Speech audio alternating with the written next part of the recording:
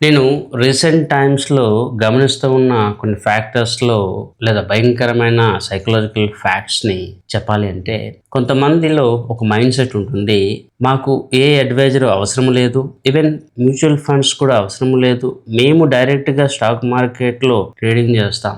మాకు stock market గురించి బాగా అవగాహన ఉంది అని చెప్పి ఒక అభిప్రాయంలోకి వస్తా ఉన్నారు. వీళ్ళ యొక్క పెర్ఫార్మెన్స్ లాస్ట్ 3 ఇయర్స్, 5 ఇయర్స్ చూసుకుంటే ఈవెన్ వరస్ట్ మ్యూచువల్ ఫండ్ కన్నా వీళ్ళ యొక్క పోర్ట్ఫోలియో పెర్ఫార్మెన్స్ బ్యాడ్గానే ఉంది. నేను చెప్తా ఉంటాను, మీరు ఒకవేళ అడ్వైజర్ని నమ్మే ఇంట్రెస్ట్ లేకపోతే మ్యూచువల్ ఫండ్లో ఇన్వెస్ట్మెంట్ చేసుకోండి.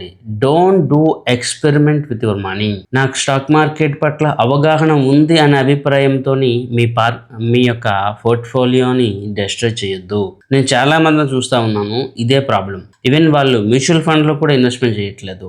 ఆ డబ్బులు డైరెక్ట్ స్టాక్స్లో పెట్టి ఇష్టం వచ్చినప్పుడు బై చేసి, ఇష్టం వచ్చినప్పుడు సెల్ చేసి, ఏవేవో స్టాక్స్ తీసుకొని ఏదేదో చేస్తూ ఆ పోర్ట్ఫోలియోని ఎయిదర్ లాసెస్లో ఉంచుతా ఉన్నారు, లేదా ఎటువంటి ప్రాఫిట్ రాకుండా ఉంచుతా ఉన్నారు. సో ట్రేడింగ్ మాకు వచ్చు, స్టాక్ మార్కెట్ మాకు తెలుసు అనే అభిప్రాయం నుంచి బయటకు వచ్చి వీలుంటే అడ్వైజరీ సలహా తీసుకోండి, లేదా మ్యూచువల్ ఫండ్స్లో ఇన్వెస్ట్మెంట్ చేయండి. అంతేగాని ఓన్గా ఎక్స్పెరిమెంట్లు చేయడం ఆపండి.